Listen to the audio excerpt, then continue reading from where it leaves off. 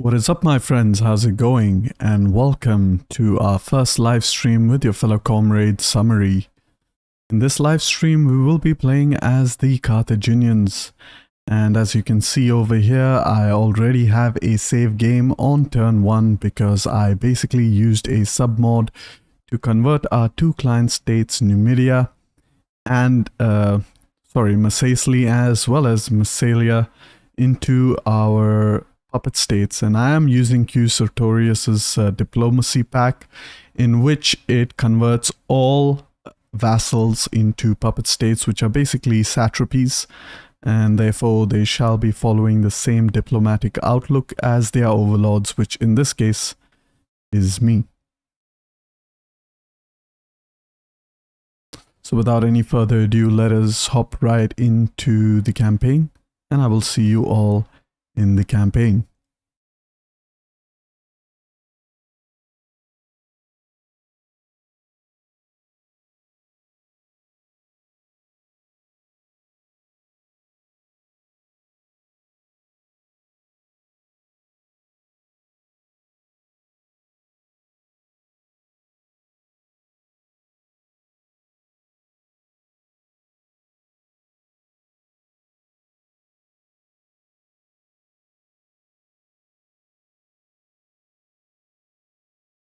Alright, so here we are in the campaign, and straight off the bat, as you can see, we are Qarthadastim, and as you can see, Massalia as well as Massalia are now our puppet states, and therefore,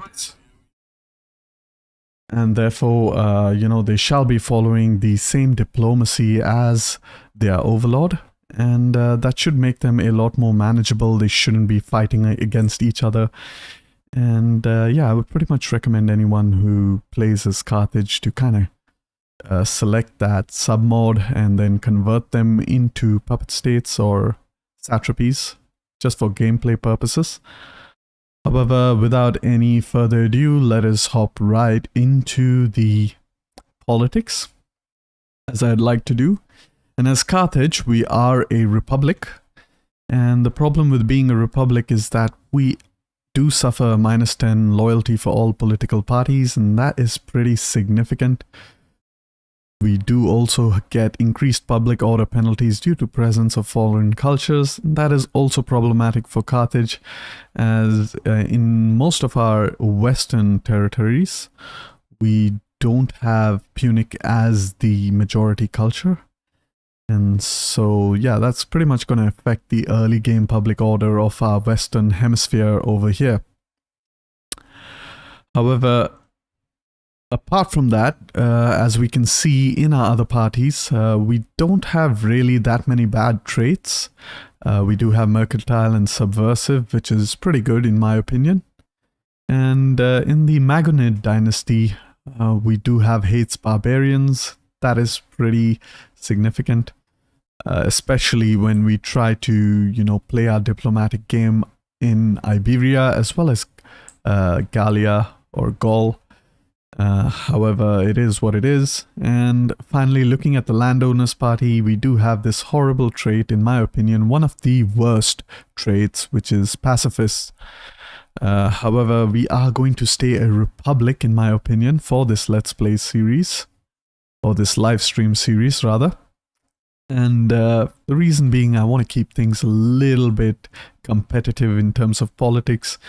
And being a republic, the ideal position we'd like to be is respected in the Senate, which is somewhere around the middle region. So we are looking at a influence of 41 to 49%. And currently we are only at 24%, so we are getting some debuffs, but thankfully there's no loyalty debuffs as such. And yeah, that's pretty much it for politics. However, we are playing as the Barcid dynasty, the famous dynasty of Hannibal Barca. However, this is not the same Hannibal. In fact, this is his grandfather, and this is Hamilcar, his son, or rather the father of Hannibal Barca, the famous general who almost defeated Rome. Apart from that, we don't have any other characters, and we're gonna have to fix that up. Ideally, as a republic, we do need to balance out the number of characters with our rival factions. So they do have 4 characters versus our 2 characters, so they do have double the amount of characters that we would like. And the reason being is, we want that 50% control. So if they have 4 characters, we need 4 characters in order to get somewhere around that middle region for influence. And for most of you who have seen my Mauryan series, you will know that I typically tend to go for the empire government reform. And pretty much with most factions that I do that, they start off as a kingdom or some form of monarchy in which the influence can be somewhere around this region, which is 61 to 69%. All right, so now that we have seen what our political situation looks like, we are going to quickly open up the technology panel and have a look at our technology. Just a very quick look at our Discord, nothing important. All right. Yeah, so as far as technology is concerned with Carthage, you definitely want to, speed or rush into the punicization technology so that you can unlock your mercenary barracks level 4. And the reason being is that Carthage gets access to really good mercenary units, which come from your 3rd class population. As you can see, in the 2nd level of barracks, we do get the famous Numidian cavalry, as well as some Greek hoplites and some Gallic spearmen. However, as we progress to the 3rd, which is the mercenary camp, we do get the famous Balearic slingers, as well as some Iberi Scutarii swordsmen. And finally, when we go to the 4th level, which is the mercenary barracks, we get the Iberian heavy cavalry, as well as the Gallic heavy spearmen, as well as the Iberian champions. And these 3 units are pretty much going to be used quite a bit in my campaign. And for that reason, I really do want to rush into that mercenary barracks. And so we're just going to go ahead and quickly select that punicization. And yeah, apart from that, we do also have another normal barracks. And this does give us access to our elephant units. So this isn't a chain we can ignore. And ideally, we want to get it to at least the 3rd level so that we can hire the famous Atlas war elephants. And, the Carthaginian Atlas elephants, for most of you who have seen my elephant series, will know that it is ranked among the top 5 best elephant units in the game. However, let's quickly move into diplomacy. And as you can see, the Masili are our puppet states. The Iberian factions don't really like us, and we are playing as the Barkids, which does give us a debuff versus Hellenics, Italic factions, as well as, Iberian factions over here. Yeah. And, yeah, that's pretty much how it is. However, in my opinion, they're still one of the best, if not the best, dynasty to play as Carthage. And, yeah, so we're going to try to see diplomacy-wise what we can do. So we quickly order up things over here. Looks like the Daorsi might accept trade agreement with us. So we are going to go ahead and select the trade. See if we can squeeze out some payment from them. And yeah, that's pretty much it for the Daorsi. Epiros, we are at war with them.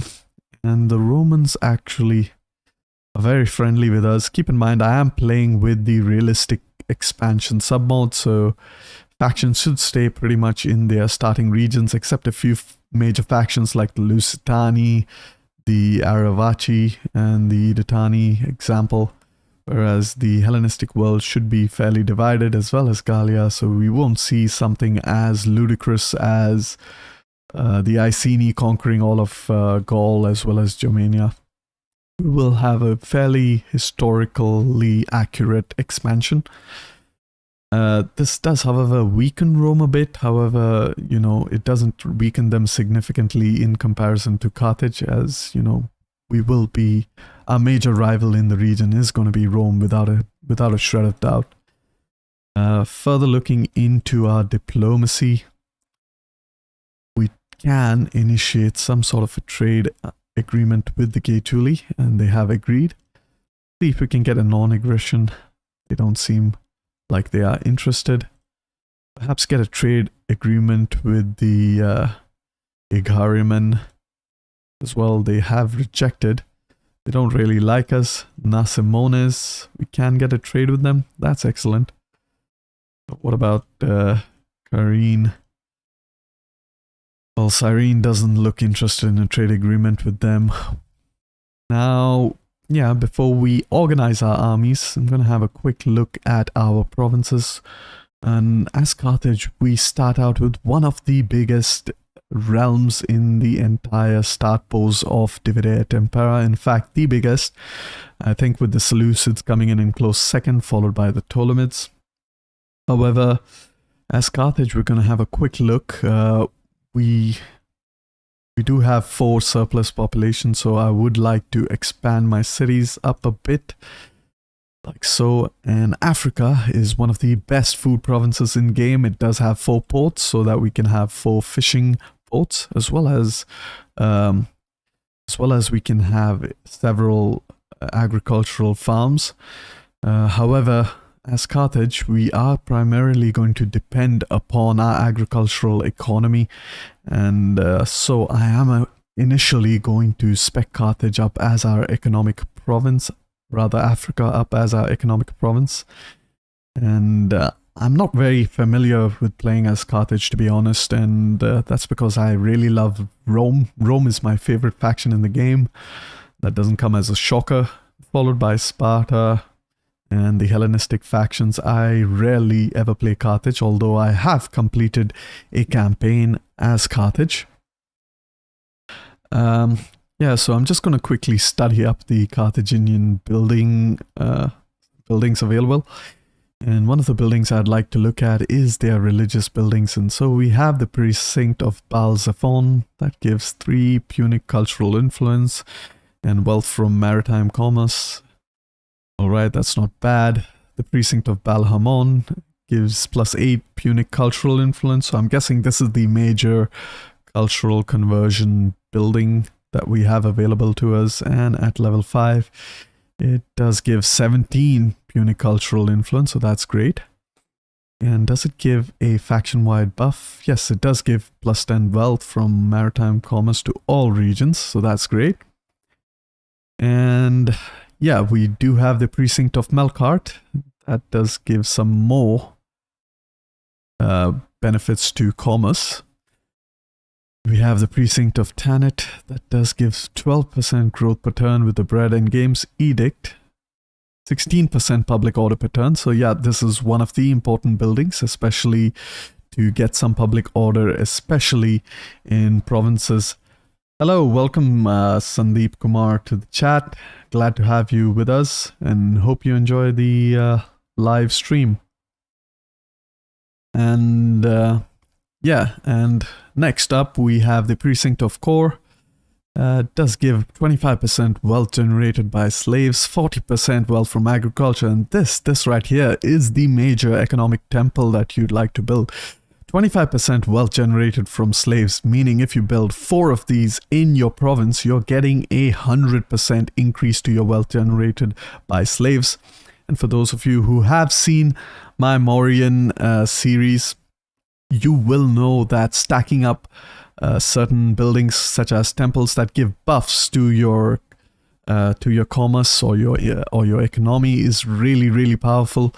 And as you can see, for example, here in Africa, if we look at I'm sorry, we need to go over here. Yeah. If you look at the 3 major modifiers that affect the wealth and income of a province, you have your tax rate, you have the wealth from slaves, and that is counteracted by your empire maintenance. So imagine 100% wealth from slaves. That will completely deal with your empire maintenance or your corruption, as most people know it. So that is a very powerful temple to be building. And not only that, it does give 40% wealth from agriculture, which is amazing considering the fact that Carthage, or the Abbasid dynasty, does have agricultural income increased. Right, next up, as the temples, we do have the precinct of Astarte. This does give experience for spear units, so I am guessing that this is more what I'm going to stack up in my military recruitment provinces. And finally, we have the precinct of Eshmun. Nothing fancy over here. I don't think I really am going to build any of these. And yeah, straight off the bat, as we can see, Africa is obviously a province that is raking in the maximum income. So we are going to focus straight away on Africa. But before we do that, we're going to have a quick look at our armies. We have 3 armies. We have Melkarth's Justice, led by Mago, who is, I'm guessing, from the Hananid dynasty. Nope, I am wrong, obviously. He is from the Maganid dynasty. And, alright, so can keep him over there. Meanwhile, we do have Hannibal. Oh yes, this is our Shofet, or our faction leader. He is present in the capital, and all the way in Iberia we have Gisco, who I am guessing is the Hananid dynasty. So yeah, unlike our monarchy and other government reforms, we can't pretty much just have generals that come from the ruling dynasty, because that's really going to mess up with our influence balance. However, in the early game, in an attempt to increase our own influence, I'm gonna have to try to get as many of our dynasty generals in charge of the various armies that we have. But very quickly, we are going to rename the armies. So let's go ahead. And I typically like to rename my armies in a very organized fashion, kind of like the Romans. And however, I'm not going to use Legion, because that would kind of break the immersion a bit. And I'm just going to name them Army 1, 2, and 3, like so. Hispania. Great. So we do have our 3 armies. Alright, I guess I'm pretty happy with this army over here. I'm not really going to look to build much more into this army. However, this army in Qarthadasht, as well as the army in Sicily, I'm going to have to build them up quite quickly, because chances are Syracuse is going to attack us, and once we take out Syracuse, we are going to be launched into a war against Roma. So we really need to secure Syracuse, and what we also need to focus on is building a navy. And yeah, we can hire one of these politicians to lead a fleet. And the reason we need a navy so desperately is because every pirate faction that we are at war with counts as a faction that we are at war with, and that will pretty much tank the loyalty of this pacifist political party. However, yeah, let's go ahead and quickly build up Carthage. And we are going to build some farms over there. Alright, I'm pretty happy with Carthage. Meanwhile, over here in Syracuse, we do have Panormos and Acrogas. I'm going to build some more farms. I mean, that's risky. I would rather build a muster field, to be honest, so that I can recruit some troops. And I guess I am going to go ahead and do that. Meanwhile, in Corrales, I am going to demolish this building over here. I wonder, so I do have 4 and 3. I wonder if I can build, I can't build a well yet, so I'm just going to leave that as it is. I'm not going to expand the settlement as of yet. Meanwhile, in Numidia, we definitely need a temple to convert this province into Numidian. And over here, we do have 3, so we are going to build yet another temple to help with that. In Mauritania, we do need to build, I mean, I would preferably like to expand this over here, because I like to rush the sanitation building that gives extra growth rate. However, unfortunately, the public order is an issue, and I do need to build up some temples to counteract that. And the same goes for Gadir in Baetica. So we are going to build those temples. And lastly, gonna have a quick look at our characters. What does this character have? Public order, that is pretty helpful. Right, this guy has wealth from agriculture, which is actually really good as a governor. However, we do. What's up, Roderick? Welcome to the live stream. Glad to have you with us. I have picked Qarthadast or Qarthadism. I am butchering the name, Qarthadastim. Yeah, Qarthadastim or Carthage. And that's one of the factions that I was requested to do in the live stream. So yeah, sit back, relax, hope you enjoy. And hope you're doing well. However, yeah, straight up, we are going to see what we can do. Definitely going to build that slave trader over there. Yeah. All right, that looks fairly decent. And I was looking at our characters, and we can hire this guy as a politician. Our food is looking fairly good. So, and one of the benefits of having Africa as one of your economic provinces is you won't spare a single army slot for a governor general, and you can instead have 4 fleets. So yeah, pretty much we're gonna do hire this guy. What about these other guys? I mean, I don't really want to hire, you know, from the other political parties just as yet, because I do really need to increase my influence. So I guess for now I will just hire Himilcar, raise a fleet, select the cheapest option. So we have the Scorpion Triaries. We're going to pop him in there, and we're going to rename that into, what do we have here? Rub Adon, Supreme Counselor. Okay, Rub seems to be, I have no idea what that means. However, I'm guessing it has something to do with the governor, so we're going to name him Rub to Thapsos, so that we know he is stationed in Thapsos. It's great. He's already taken away 6 food. That's insane. However, the public order is increasing quite significantly. Next up, we can hire some agents, so dignitaries. So we're pretty much going to, I mean, I'm not looking to get rid of all my, you know, all of my treasury, because the initial game treasury is hard to come by, and we are going to need to hire some units fairly quickly. And I did think we had a 4th army, however, I am mistaken. And I guess that has changed in 1.3.1. We typically did have a 4th army with a African war elephant, which is better off, or which is a better version of the African elephants. However, in the early game, there's nothing much we can do, and we can't really upkeep elephant units. And, oh, Roderick, glad that Carthage is your favorite faction in the game.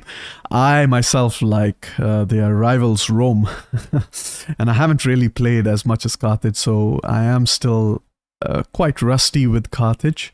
However, to be honest, I have been practicing an army composition that I find quite interesting. And as soon as we get into a battle, hopefully you guys will get to see that. However, yes, I am still quite rustic with their buildings. And yeah, definitely would like to, you know, build up these ports. I mean, I could go fishing ports, but keep in mind I do want to have an economic province over here. And these harbors, these trade harbors, are really powerful in the early game. As you can see, you do get 45 wealth from maritime commerce. Versus if you build a fishing port, you get 100 from farming, which does take it up by 55 wealth. However, if you build a harbor, you get 90, that's plus 45, plus 180, so that's 45 plus 180. We are looking at 225, which is massive. So if you actually build 3 of those ports, you straight up get about 600. And if you look at the income of Africa, 600 is like a it's like about a 25% increase. However, once again, I don't really have that sort of treasury to build that. So I'm not sure if I want to not build this slave trader as of yet. So I'm going to go ahead and build up these instead. And yeah, I can get a governor. So I am going to go ahead and get this tax rate guy. Put him up over there. And with that, I guess I am ready to end this turn. Let's see what happens in the end turn. Ah, I forgot we can issue an edict, so that's great. We can issue the tax edict over here. Does Carthage have any special edicts? Nothing much really. They do have some shipbuilding edicts. Public order edict, I don't really need that over here.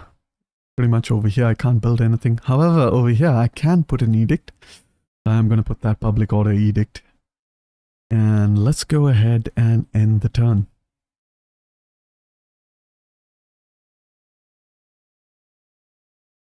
Maritime commerce, that is really interesting. Yes, I have discussed about that earlier in the stream. Maritime commerce, really good. I am playing as the Barkids though, and in my honest opinion, I actually find the agricultural temple vastly superior, and I will explain that once again once this end turn ends, and I will let you know why.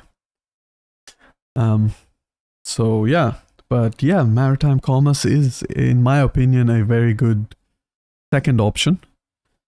Have ended the trade agreement with me. That is pretty retarded. All right.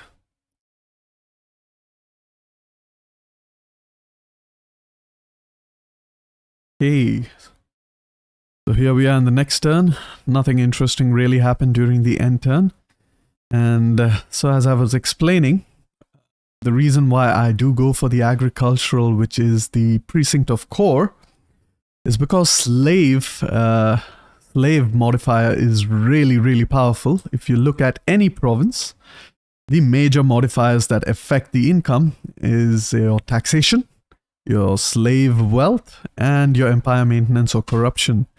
And if you completely counteract your empire maintenance with your slave modifier, excuse me,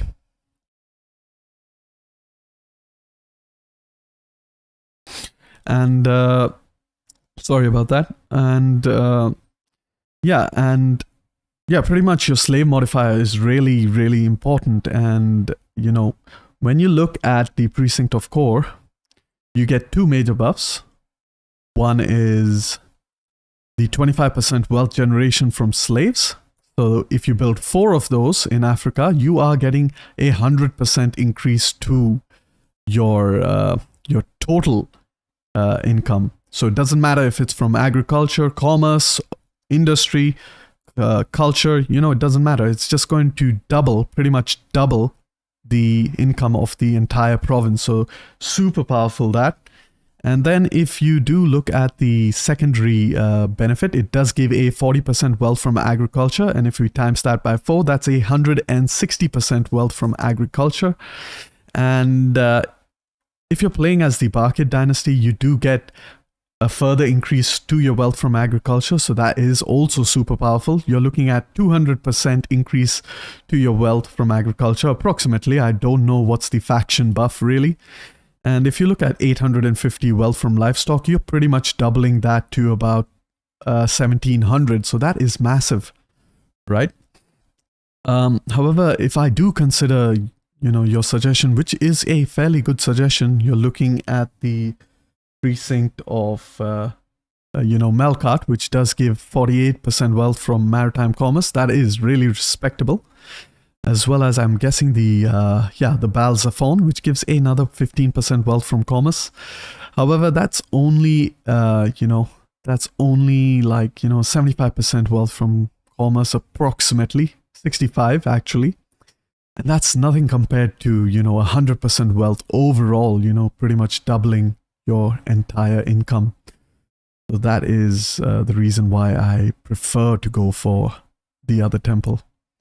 In fact, I should really be building those temples straight away. However, I don't really have any agricultural buildings over here, so yeah, that's not really helpful. And okay, so we can go ahead and deploy our dignitary in this province. So we are going to go ahead and do that. We are making about 4,000 ducats per turn or gold per turn. However, things are not looking good.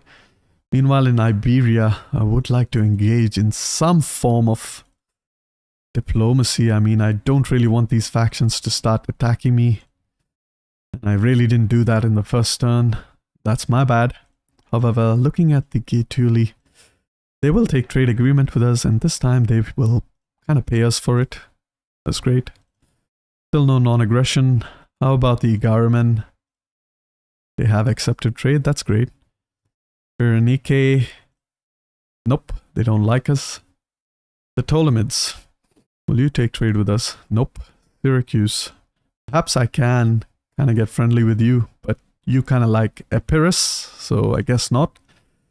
And I guess with that we can go ahead and once again end the turn. I should really be recruiting units. I am not. I typically tend to wait for better units before I recruit them. That's kind of risky. It's kind of like a double-edged sword. And kind of forgot I do need to build up several of the buildings before I get a slums in Corrales. And the way I can do that is actually cancel this building over here. I'm going to go straight ahead and build that iron mine. And yeah, so it's, as I was saying, with the armies, it's quite risky. But the benefit is you can build up your army straight away with the correct composition. So you won't really waste a lot of your money on sub-tier units that you will eventually have to replace. And it is kind of easier on your economy in the early turns, as you won't have to upkeep a lot of units. And yeah, pretty much that's the reason. However, it's really risky because while I am sitting around and waiting, Syracuse over here can build a full stack and then they can declare war on me. Typically, they will try to attack Akragas. However, I will try to defend it should that be the case. And yeah, pretty much that's it for this turn, I'm guessing.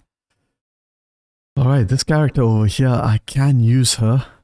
However, I don't really want to use her because I will lose further influence, and that's not really great for me right now.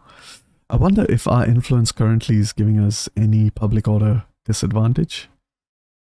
And it isn't. So yeah, I guess that's fine. We do have the protected status for another 19 turns. So if we do not control this political situation over here by then, we're going to be in some pretty deep shit. So yeah, next up, we are suffering a bit more on food. So I am going to build that building over there. Meanwhile, yep, really can't build anything else. So we are going to go ahead and end the turn.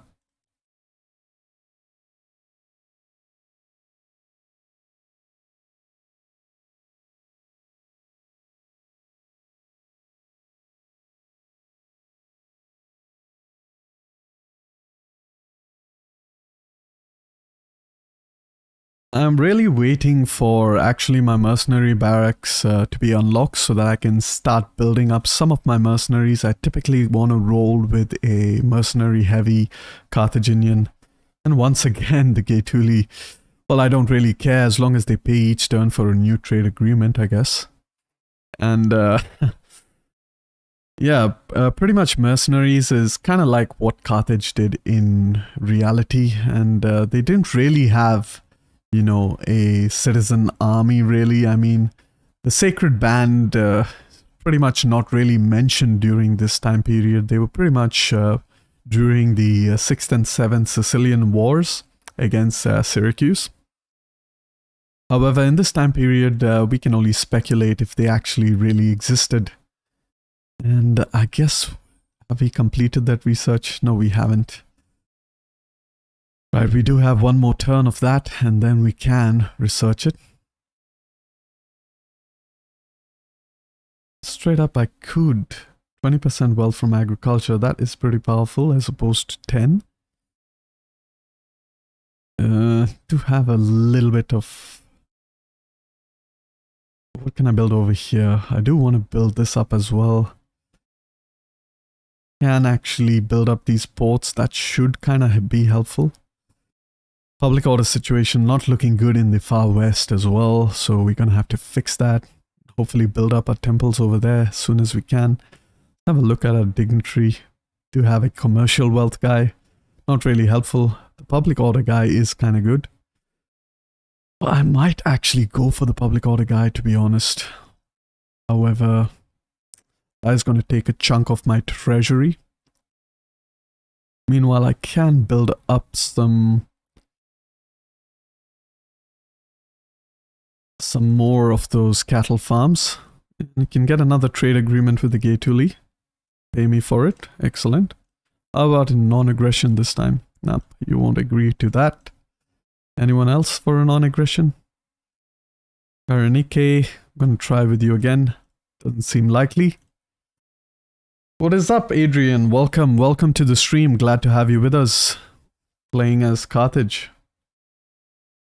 Hope you enjoy. And hope you're doing well. However, with that, we are going to end the turn.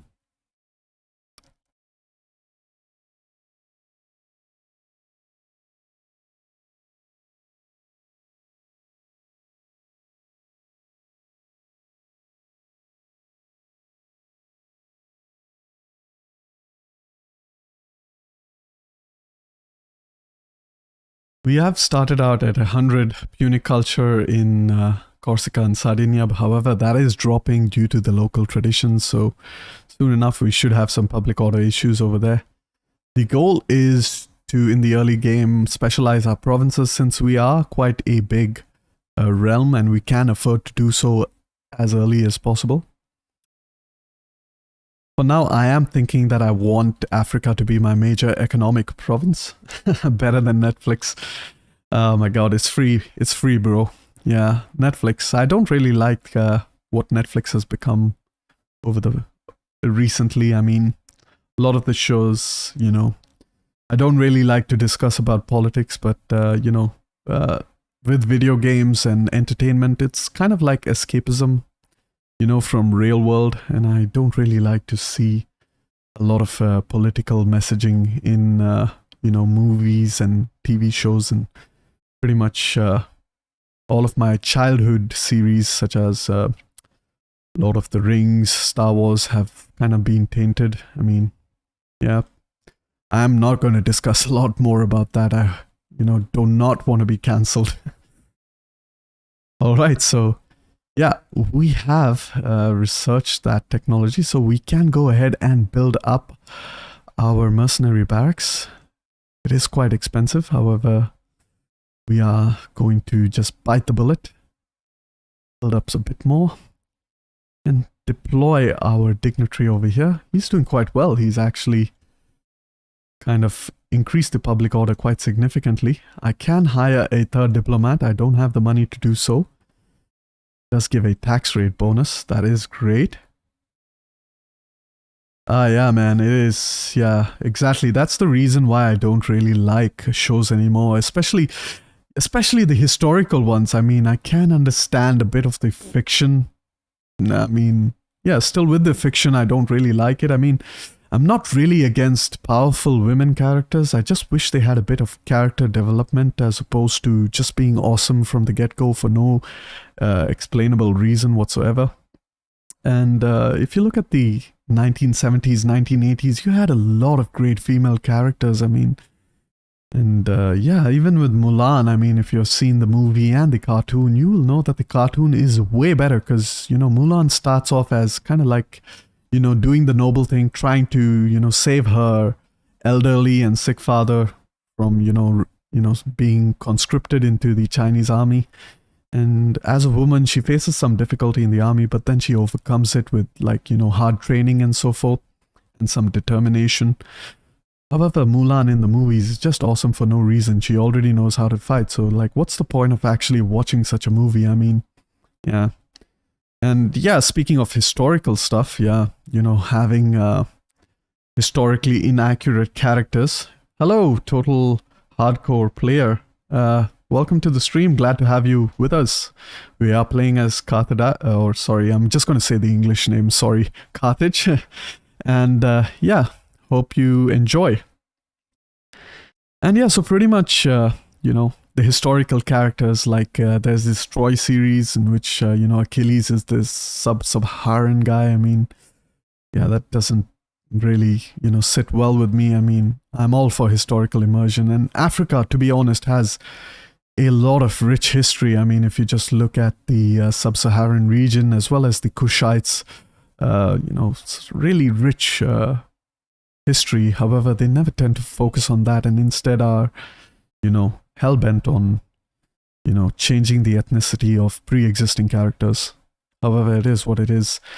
And back to the campaign. Enough waffling about political agendas in movies. Back to the campaign. It looks like the Ptolemies are starting to warm up to us. I could attempt to join the war against Cyrenaica. However, I don't want to actually do that. And pretty much nothing much to do in these initial turns. I don't really want to recruit any of the units, so I am going to go ahead and end this turn once again. So it's going to be a pretty slow beginning as Carthage, as it is with any major empire. As you can't really just start pushing out from the get-go. I know you can technically, and there are a lot of players who like to play that very aggressive style gameplay. However, I do like to build a solid foundation before I go on the full offensive, because once I get that ball rolling, it's just steamrolling across the entire map, So the problem with playing aggressively in the beginning in any RTS, there is a trade-off. You kind of can push aggressively continuously, and then you come to kind of like a halt. However, if you build up your base, then you will be in a very strong position. Our governor has leveled up, so we are straight away going to pick the administrator as well as the 5% tax rate in the province. And all right, looks great. I can build up this barracks, and over here looks like some of the buildings are almost done. Meanwhile, over here, this is -2. This is a bigger priority, so we are going to build a shrine of Tanit. I believe that gives us the the increased public order, so we're going to go ahead and do that. And once again, we are dirt poor, so yes, it's pretty good, I guess, as of now. So quickly move army to Sicilia into Acrogas. We do need to hire some units. Mercenary-wise, the Gallic mercenaries that are available to the Carthaginian factions are pretty good. We do have the Scutari, which is an Iberian mercenary. They are also pretty good. And yeah, I could recruit them. However, we do get better quality mercenaries from a mercenary barracks. We do get some Greek hoplites, which is kind of interesting in the early game. However, somewhere towards the Thurius reforms, I will be replacing them. And it's one of the reasons I want to rush for the 4th level of mercenary barracks, is that I want these 3 units so badly. However, yeah, the Numidian cavalry is pretty good from the 2nd level, as well as, of course, the Balearic slingers from the 3rd level.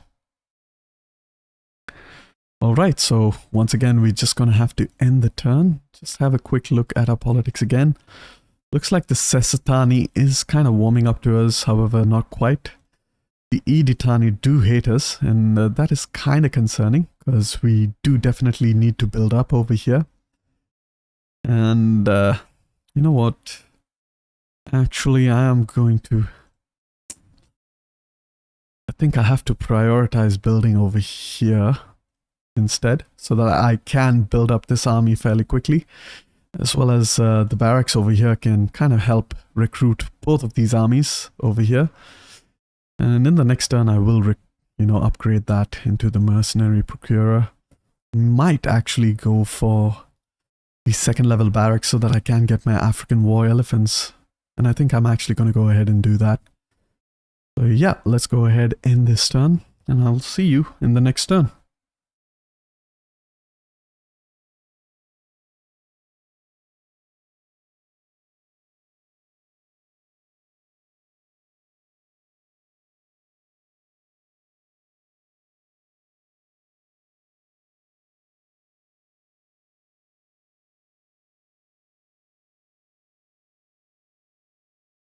The one good thing about this realistic expansion mod is Rome kinda actually struggles to unify Italy, so they will be fighting off against the Etruscans as well as the Epirots for quite a while. And yeah, Yeah, definitely that's a good thing, in my opinion. I mean, I really don't like playing as an Eastern faction and coming all the way out here in the West, and Rome pretty much owns the entire Western Hemisphere. As you will see, that happens in my Mauryan campaign, and that pretty much leaves a very bland late game. I mean, it's kind of fun to face a massive empire and bring them down, but it does get kind of boring. I do like the variety in enemy factions, as that does kind of force you to, you know, kind of change up your army compositions a little bit. Right. Okay. So things are looking pretty kind of slowly stabilizing over here in the west, so that's kind of good. However, over here in the east, we can go ahead and can't quite yet build that barracks, so we're going to have to wait for that. Meanwhile, we are really close to, you know, getting our economy in Africa up and running, so that's great. In about another one turn, you should see this kind of jump to 3,500, around 4,000 actually. So that's great. That should help with the economy, and then we can start to recruit our units. Because about in 4 turns, our mercenary barracks will be ready. So I will go ahead and start recruiting those Greek mercenary hoplites as well as those Numidian cavalrymen. And I will be doing the same over here. Meanwhile, I do want to build some more. And what does this actually do? It does give maritime commerce extra food. I don't like to upgrade these main settlements because they do consume food. However, you know, the ones that do have food as a resource, like the fish village as well as the grain village, is quite useful. And especially this one because it gives a plus 10% more wealth from agriculture, so that's quite useful. However, yeah, nothing much over there. We are going to build some farms to kind of help. And in the next turn, I'm really going to upgrade this into a shield maker. Alright, once again end the turn. And I do apologize for the slow start, it is Carthage. And once I do get my economy up and running, and I do recruit at least a decent force in Hispania, as well as at least a full stack in Sicily, I am going to go on the offensive and take out Syracuse.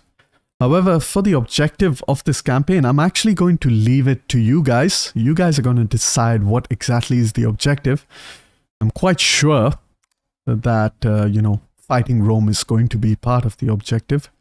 So I'm really interested to see what are you guys' suggestions in the comment section down below. And I pretty much will be going or trying my best to achieve those.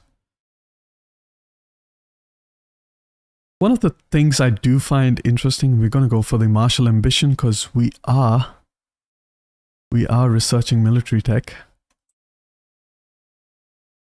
And now I could actually double my income by upgrading these cattle pens, and they're fairly cheap to do so, 2,500, so I can technically upgrade both of them. And I should actually do that, so I'm going to go ahead and do that real quick. And there's nothing much else to do in this term. Yeah, attack Rome, Sandeep. Yeah, definitely. I mean, a Carthage campaign wouldn't be complete without attacking Rome. And there are two ways to attack Rome, obviously, from the south, from Sicily, and from the north. If we, you know, kind of conquer Iberia, we can go all the way in the historical fashion as Hannibal Barca did. And actually attacking Italy or Rome from the north is a lot easier because you can completely avoid the turmoil in Italy event by simply laying siege to Arretium but not taking it, and then, you know, moving around Arretium and attacking Rome before Rome can get that event to fire. So that's pretty much a good trick. However, you know, that's going to make the campaign a lot boring in our instance, so I am just going to attack the conventional way, take out Cosentia, Beneventum, Taras, And they will get the Turmoil in Italy event, so they will get a full stack of, like, you know, very good full stack over here in Rome. That should lead to a pretty interesting battle between us and the Romans. So yeah, apart from attacking Rome, I was thinking that one of the objectives of the campaign could be, like, you know, to own all of North Africa and actually take our, you know, our historical or ancestral capital, or not a capital, our mother city, I don't know how to call it, but Carthage is a colony of Tyre, or Tyros as it's known in the game. And Tyros was actually a Punic settlement until, you know, the Achaemenids kind of took over. And subsequently, Alexander as well as the Diadochi have taken over. So it would be nice to link up with our historical capital, which is Tyros. All right, so let's go ahead and end the turn. One of our characters has leveled up, and I'm guessing that should be the dignitary over here. Now this dignitary, I do want to spec him for that cultural conversion so that I can convert the culture of this province real quick. Meanwhile, over here, let's have a quick look. We do have 1414, so that's about 50%. And we don't really have money to recruit another dignitary. I would like to do so. Quick look at our champions. We do have really good champions, honestly. We do have the experience gain and the upkeep, and yet another experience gain and upkeep, as well as campaign movement. I do like these two. This guy, nope, just no. So I'm guessing these two guys for sure. I mean, I will go ahead and recruit this guy over here. And that's because he is kind of slightly better than this guy over here. That's because he has campaign movement in addition.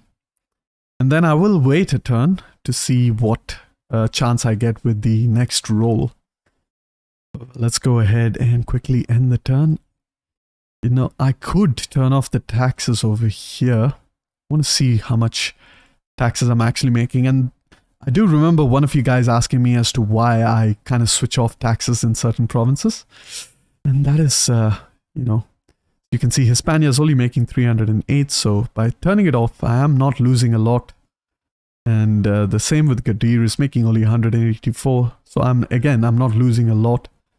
And if I turn off the taxes in Mauritania, just losing about 500. However, as you can see, the public order is improving significantly. Numidia, on the other hand, is only making 137, so it makes no sense to keep these on. Corrales, on the other hand, is you know, getting a positive public order, so I can leave it.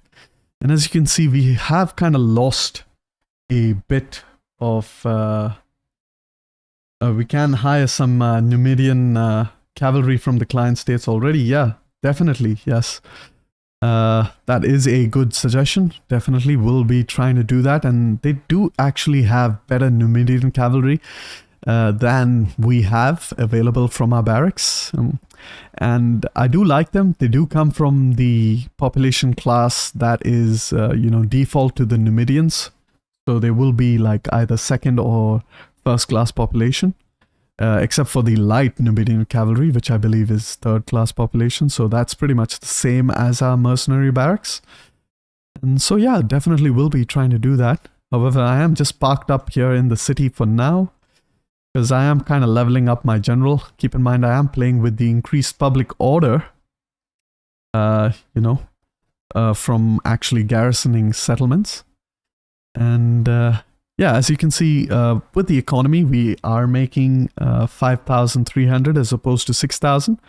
But here you go. You can just quickly increase the taxes. And as you can see, we're nearly making 7,000 and no population issues in either place. So that's great, except, of course, in Sicily. And yeah, so that's pretty good, you know. In about like 3 turns, we should be able to recruit our army.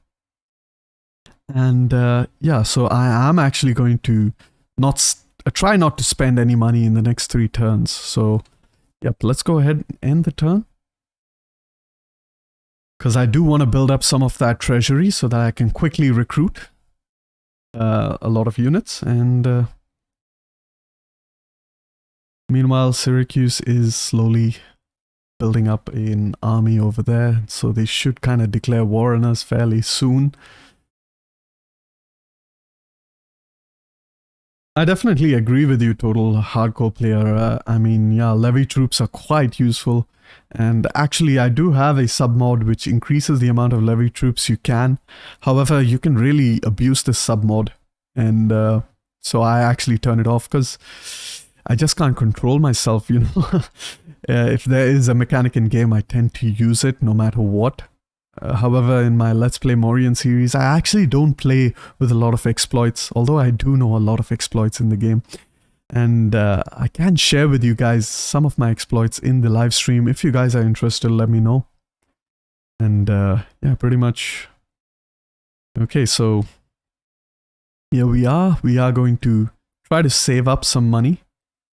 We do have a couple more turns for this barracks to build up, so can upgrade this port.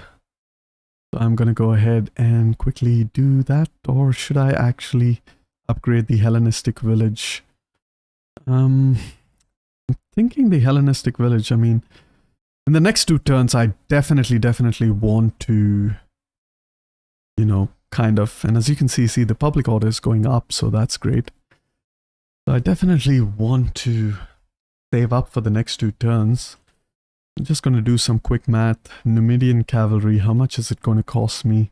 278. So if I hire 4 of those, we're looking at about 1,000. Some Greek hoplites. Oh, I'm sorry, my math is way off. So 1,600. Yeah, so 1,600, 1,500. You're looking at 6,000. And then you do need 1,500, maybe 5 Greek hoplites. So that's another 6,000, sorry, 7,500. So you're looking at 13,000. So yeah, definitely for the next 2 turns, I'm going to have to save up on some money. Meanwhile, I could get a slave trader. So I'm going to go ahead and do that. And once it's done building, I am going to change the edict to the commercial stimulation edict. All right, so let's go ahead once again. And we do have some interesting households. All right. I could technically hire a champion, which is what I want to do. So I'm going to hire this guy actually. Since I really can't upgrade this building anymore, just going to sit back and wait. I can actually get a barracks, and I should actually aim for that. Because getting a barracks is quite important. I can get my elephants, which is quite useful. As most of you know, I do love elephant units. So do all of you from my Mauryan series, as I have seen. And we do want to go for the, you know, the African war elephants. They are more expensive to maintain. However, they are quite powerful.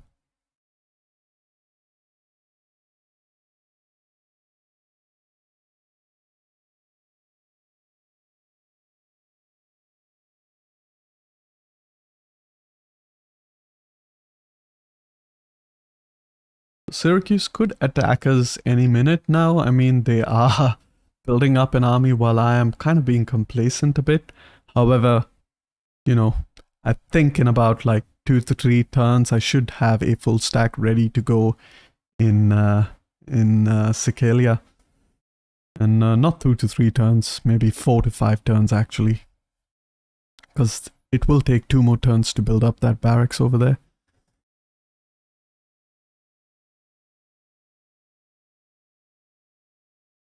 Well, let's have a look at our diplomacy in the next turn.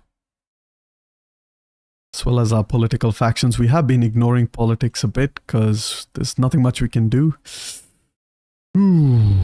Provincial initiatives. That's because of the taxation rate. However, we are protected for about 12 turns, so I can kind of abuse that.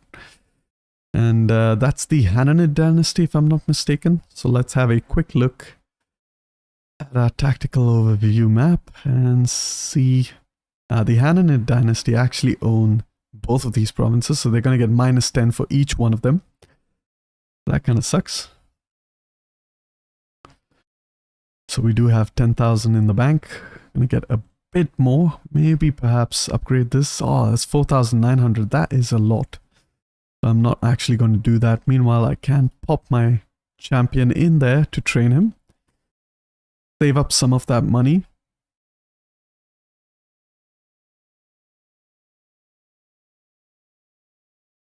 And try. Ah, okay. Welcome, angry bacteria horde. Yeah, I hope the chat is fine. It just showed me an error. Welcome. I am playing as Carthage, and so far it's been quite slow because it's still in the early stage of the campaign. However, I think you've joined at quite the right time. We are just about to complete our mercenary barracks in the next turn, and I will be recruiting an army, at least a full stack, to be in Sicily and then attack the Syracusans. They do have that full stack, so that is quite risky. They might just decide to attack us in the next turn, and things won't be quite good if they do decide to do that. Meanwhile, let's look at the garrison at Akragas. Quite risky. I could lose Akragas if I... Let's see if I can actually, you know, do some sort of diplomacy. Can't really do anything with them. What about the Egyptians? Ugh. You know what? I could actually join the war against the Seleucids. Nope, they don't want that. The Romans, can you be a defensive ally? Nah, I'm not gonna do that. Yeah, I guess it is what it is. We're gonna have to wait and see if the Syracusans actually decide to attack us. However, I think a hoplite unit would be quite helpful. Get one of those. Maybe a couple of Gallic mercenaries. How much do they actually cost? Where does it actually show me this? Right. Ah, there we go, 900. Okay, that's fairly decent, I guess. So let's do that. And yep, can end the turn. Just gonna check how many units I can recruit in Carthage. Can recruit about 1, 2, 3, 4, 5, 6, 7. So can get my... I'm gonna disband some of these units. I don't really need them. Definitely don't need this units. Alright. Meanwhile, over here, can keep that Balearic Singer. They're quite good. We have a Numidian cavalry. I don't really like javelin units, and they're pretty powerful against elephant units. However, personally, I don't really like them. And yeah, let's go ahead, end the turn, and start recruiting the units. Alright, so... here's hoping Syracuse doesn't actually attack me in this turn. I mean, they could pretty much do it, as in they are full stack. And should they decide to do it, I am going to be in serious trouble in Akragas. However, in just about 2 turns, I should be able to defend. Alright, that's good. Syracuse didn't attack. That's great. So in just about 2 turns, I can fully garrison Akragas. So I hope the chat is still working, if any one of you can type something, because I haven't really seen anything in the chat recently, and I did get an error message. The stream seems to be fine. Seems to be on time. Maybe slightly slower, about 5 to 10 seconds. Okay, so here we are in the next turn, and it is time to start recruiting. Our general has leveled up, which is perfect. We are going to go for, obviously, the military logistician, as I usually go, for that reduced upkeep, as well as the military conscriptor for that replenishment rate. Yep, quickly going to hire some of those hoplites. We get 5 of those hoplites. And that's what I was afraid of. Kind of going overboard over there. Could I do something? I could stop building this building, honestly. Some of the other buildings I don't really want to stop. I guess it's just 1 unit, so maybe I could get some trade agreements going. Nope. How about a non-aggression with the Gaetuli? Nope. The Garaman, non-aggression. Nasamones, are you at war with Egypt? Yep, that's pretty much why Egypt doesn't like me. And what are we looking at with the Eperos? It seems like Rome is still struggling up here. Kind of like... Thank you, angry bacteria. So, yeah. I guess we are going to have to end the turn. We can't really recruit 7 units, which kind of sucks. However, it is what it is. And yeah, let's go ahead and end the turn. Some of the characters has leveled up. Great. Our governor over here. So we are going to select both the capable bureaucrat and the city governor. They are the best for the economy. And over here we are going to go down that agricultural list for that increased wealth from agriculture. Is there really nothing I can do to get any amount of money? Karine, Nikkei, come on, trade. Ha, no. Alright. Maybe just see if I can cheese some of my client states for some money. Low. Huh. What about you? Nah, none of these guys will give me any money. Alright, so let's go ahead and end the turn, and I do want to stop the high tax rate at the next turn. And our mercenary barracks over here should also complete building, so that's great. Meanwhile, what do I need? I actually don't need these Balearic slingers, to be honest, because I will have them available in my barracks.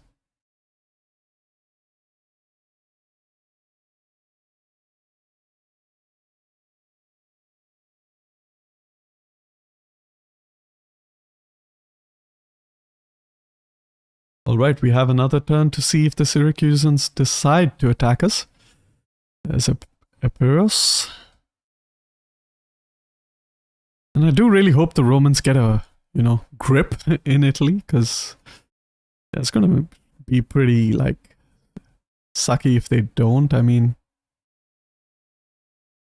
they are struggling against their, you know, neighbors who they are at war with. But that's part of the submod, with the realistic expansion submod that I absolutely love to play with, because while I don't really mind Rome snowballing into this major faction, I absolutely hate something like the Iceni or the Boii owning half of Europe.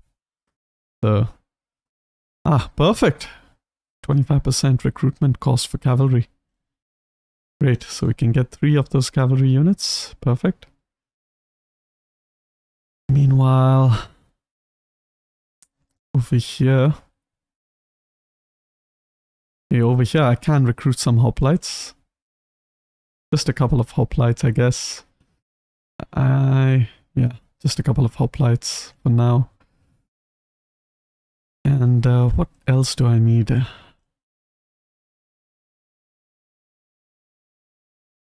Right. Looks good for now. Okay, the submod for settlers is also working, so that's great. It wasn't working when the fix packs was going on. However, the fix has been rolled out, so that's great. And we're looking at another turn. Meanwhile, Qarthadasht is making, or Africa is making about 6,000 gold per turn, so that's great. Right. I don't know if I should actually be recruiting hoplites. I mean, I could technically recruit the Numidian mercenary cavalry, as they are cheaper due to the event, so I'm going to go ahead and do that. And then in the next turn I will recruit some hoplites.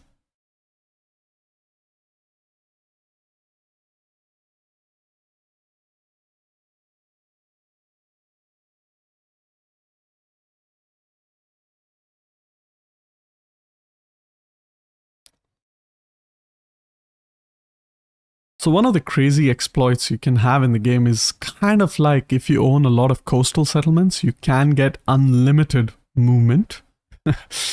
Because there is a very cheesy exploit, and pretty much as you know, as Rome, for example, if you own Taras, you can reach all the way from Taras to Gadir in one turn, in the same turn. All right. And I kind of will try to explain that in the next turn. I will show the exploit, however, I won't be using it in this Let's Play or this live stream because I want to keep things interesting.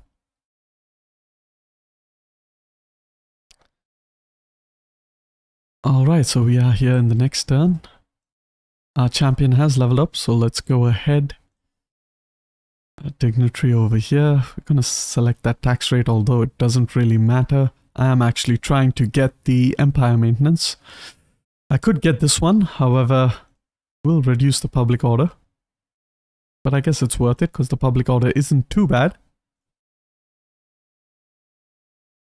Meanwhile, public order seems to be doing quite well in all of our provinces. I could hire some hoplites. Don't really want to do that. I do want to save up some money. And yeah, our champion has improved, so we're going to take those 2 skills right over there. And now I'm going to show you the exploit, how to move an army.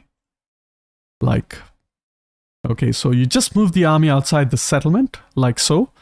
And you'll know that if you just kind of mouse over and you see this little X mark, that means you can't really move any closer to the settlement. All right, and as you can see, the movement points of this army is somewhere up to here, right? Now I could just put this army on patrol stance. Click on the port. You need to see this little bit of the ship icon so that they go into the port. Notice that they still have this movement thing. And as you can see, their movement has already kind of increased. So you can technically just move them to another port. So we're going to move, again, as close to the city as possible. All right. Okay. And if I actually, you know, open up my thing, you can see their movement range has gone from here to here to here. And what I can do is actually technically just, you know, put that patrol stance again, put them into a port. And now I can move them all the way up to here. And when I unclick that, I will be able to reach LPQY or Leptis Magna. So that is actually insane. So that so pretty much as I was saying, as Rome, if you own Taras, you can pretty much go on patrol stance, go into the port of Taras, move all the way up to Asculum, go back into the port, move all the way into Ariminum, back into the port, move all the way into Genoa, back into the port, Massalia, Narbo, move all the way to Tarraco, Ars, Mastia, move all the way to Gadir, and then Tingis, and then you can even possibly even reach Siga all in one turn. Pretty broken if you ask me, but there is no way of fixing it. This isn't really a DEI issue. It's actually, unfortunately, a CA issue. So we do have an event. What's going on? Politician and the public have become enamored by a young great orator. He is obviously ambitious and is gaining the favor of the rabble. He has yet to disparage you. He hasn't supported your endeavors either. I'm going to give him office. That always works out quite well. Meanwhile, it's one more turn to get our 3rd level of mercenary barracks, and that is kind of useful because then we can get our Balearic slingers, which is kind of great. And yeah, I also wanted to see what... We didn't get a really good 3rd champion. That kind of sucks. I don't really want to use my money for anything else. I'm quite happy with building up a bank for now, because I will be going to war soon against Syracuse. And what I do want to do is it's going to take a lot of turns to build this barrack over here. 11 turns, 1 for the technology and 10 to upgrade this barrack. So I'm not going to get Balearic slingers anytime soon. So I'd rather move this full army towards Akragas. Before I do that, I could actually move into... how do I see who owns this? Carthage still. Is this Massalia? Oh, Okay, it's all the way over here. So I could move all the way over here and see. I can get some of these archers. They're pretty good. They do come from the 3rd population class, so that's also great. And yeah, pretty much gonna go ahead and end the turn. I could get this building, honestly. I should really.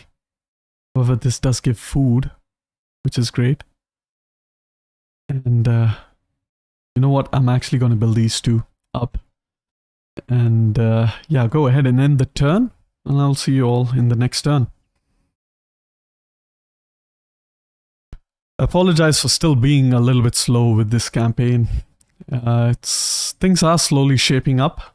And yeah, should be interesting. We are going to attack Syracuse quite soon. And in this campaign, I'm not actually going to build any artillery as Carthage. They weren't really good, in my opinion, at laying siege. I mean, Hannibal couldn't really lay siege to Rome, and I think things would have been a lot different if he did. So I'm going to try to play historically, and it will be a long siege of Syracuse, maybe. Maybe a couple of turns to build a few of the siege equipment. And or siege engines rather, and then we can attack Syracuse. It is going to be tough because they do have a full stack of a garrison as well as the garrison of the city itself. All right, welcome to the next turn. Can we hire any more of these archers? Numidian slingers, they're fairly crap, so I'm not going to bother. Just going to move these guys into the port. And in the next turn, they should be able to reinforce this army over here. And I am going to disband Army 2 Sicilia. Perhaps move him into Qarthadastim. And yeah, alright. And yeah, definitely want to upgrade that building.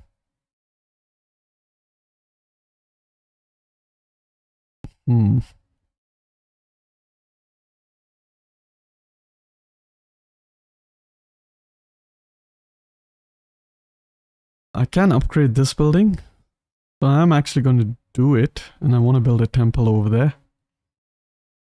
And welcome Laurentiu, Stefan. I am playing as Carthage, and I am playing on normal difficulty. I really don't like playing on any difficulty higher than normal, and Divide et Impera is recommended on normal difficulty. And the reason being is the AI doesn't actually get smarter with the higher difficulty you have.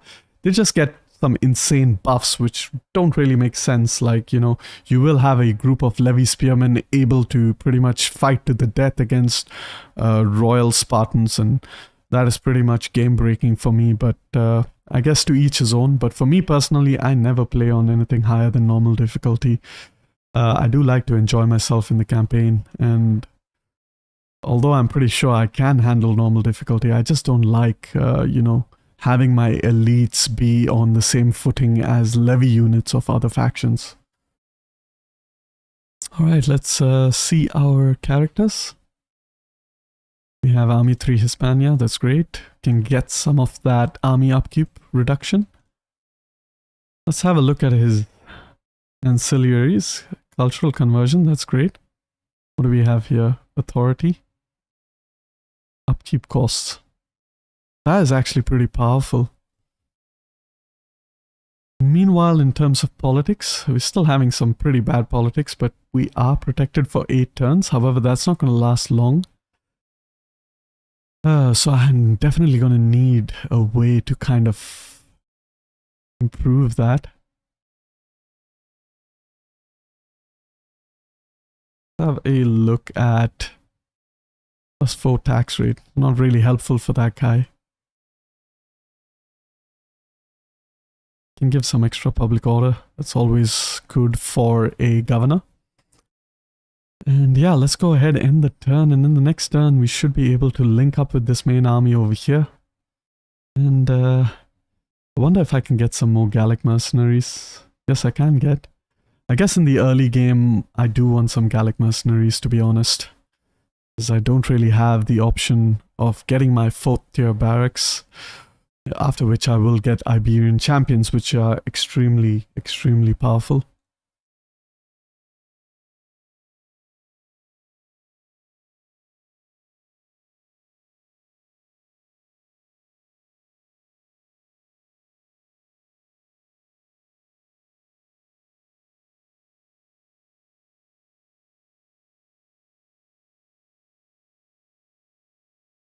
Peace treaty, Epirus. Looks like Rome has beat the Etruscans, sorry, at long last, so that's great. Peace treaty with Epirus. Will they pay me for it? Because under no circumstance I'm gonna accept it unless they pay me. And that's great, they have paid me, so yeah, peace with Epirus is good for now. Very soon I'm gonna have to turn down taxes because in about 8 turns. Oh, and the Syracusans want a trade agreement. I think not. Yeah, I think not. I am gonna fight the Syracusans. I mean, it has been a slow episode thus far, and I don't really want to delay having to fight the Syracusans, so they are gonna be the very first target of this series. After which I might have to try to consolidate my position in Iberia, as well as I will be at war with the Romans due to the scripting.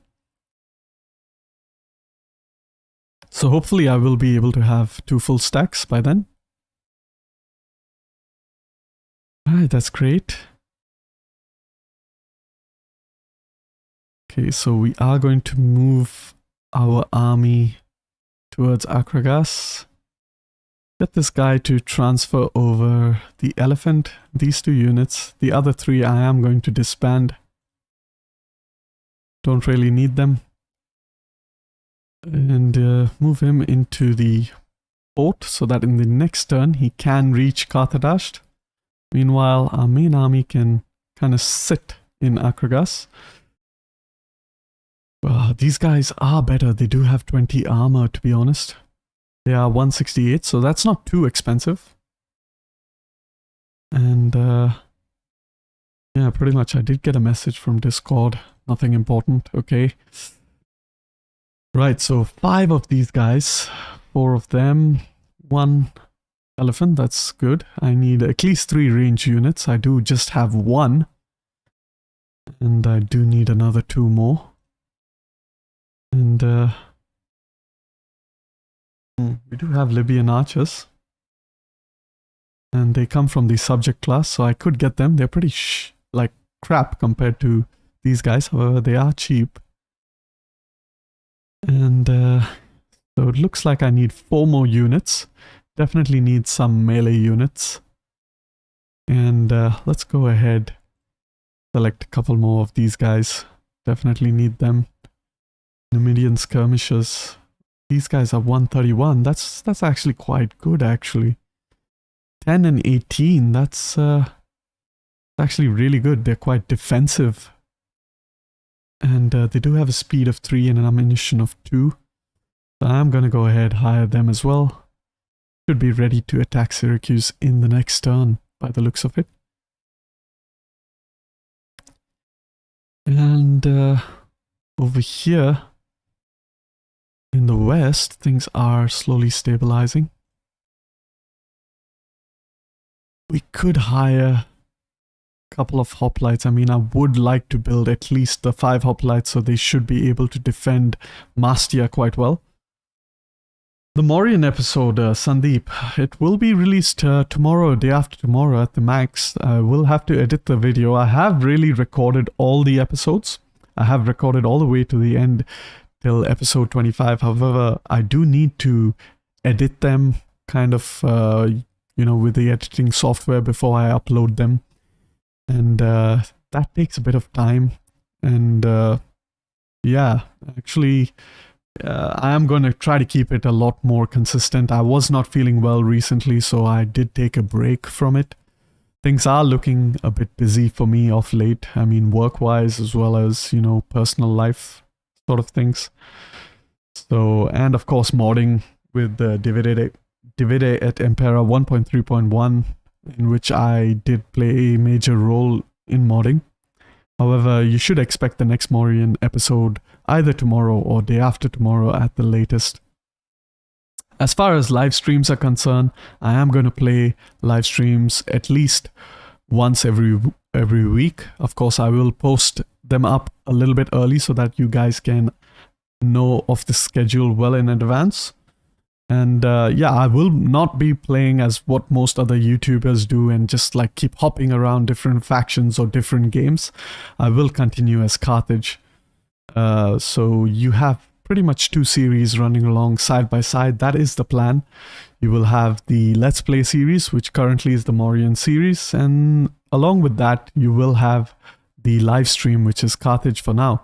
However, as we finish a series, be it the live stream, and I'm thinking of having like 10 episodes per live stream because 2 hours is quite good for a live stream. And, you know, with 10 episodes, you should be able to get in about 20 hours of gameplay.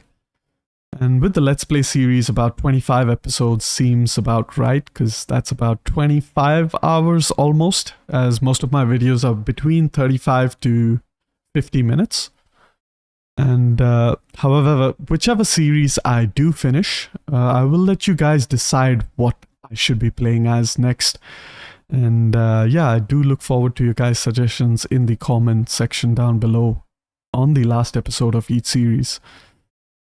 Alright, so yeah, let's quickly look at what we can actually get.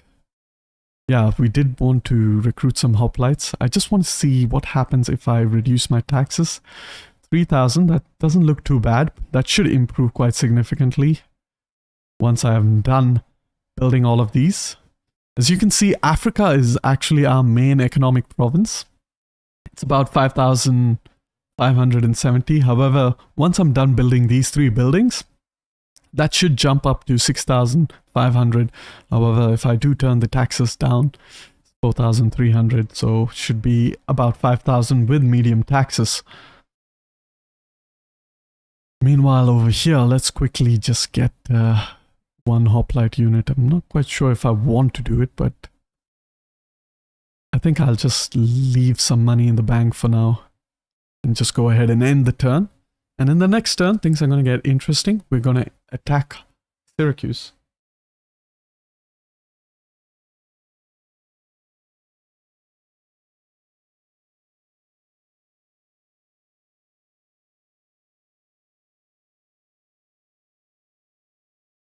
Attacking Syracuse is going to be quite interesting. They do have better hoplites than us. Our Greek mercenary hoplites, they have respectable armor. If I remember correctly, they have about 35 armor, which is quite good for a hoplite unit. You know, the highest being 38, if I remember correctly, or 40, you know, so 35 is right up there. However, their melee attack and melee defense is actually pretty low for a hoplite unit, at about 7 melee attack and 15 melee defense. Whereas most basic hoplite units have about 8 and 19, if I'm not mistaken. So yeah, that's quite substandard. Alright, so here we are in the next turn. When does the DEI mod come? Which DEI mod? You mean the next 1.3.2? The next 1.3.2 will come in the winter, so you're looking at about December, to be honest. And we haven't really decided what we are going to go ahead and do with that, you know. We haven't really decided what factions in particular we are going to. The modding team is taking a break since we actually did a massive overhaul in this mod. So we are taking things a bit easy, but rest assured, when we do approach the deadline, we are going to, you know, move up quite a bit. All right, so we are here. We can attack Syracuse. Quick look at diplomacy. They're not really allied to anyone, so that's great. I'm just kind of trying to figure out how I best want to attack them. And I think the way I can do it is I can actually use this army to Sicilia over here, lay siege to Syracuse, use this main army to kind of give chase to this army.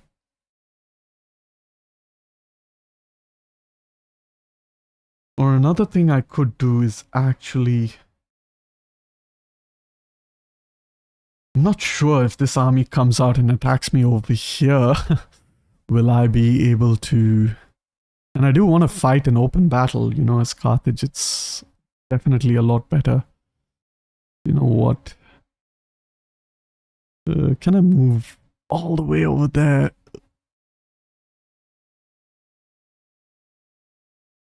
Okay, I'm just going to move all the way over there.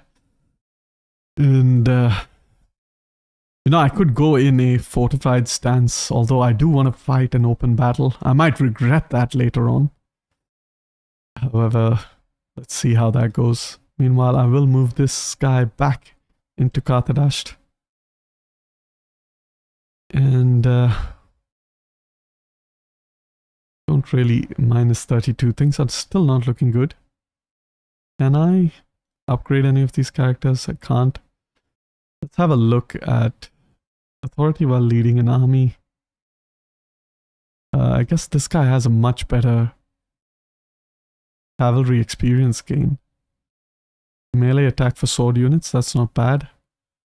Local public order, that's not so helpful for a general actually.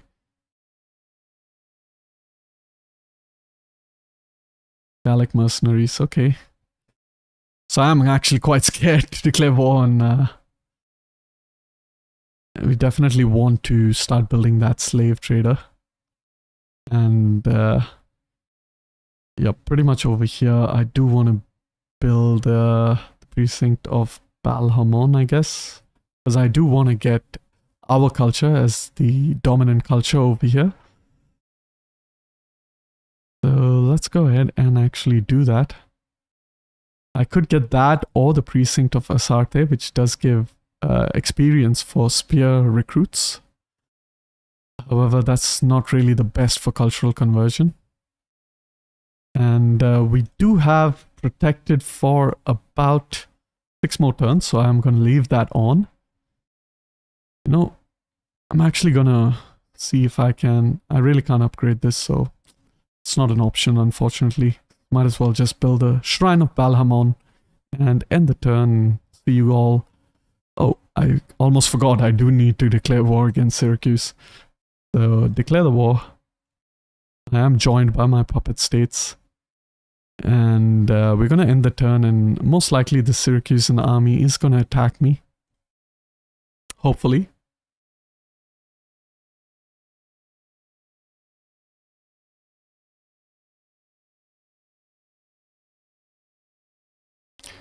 You know what? I could have actually stayed in ambush stance, to be honest.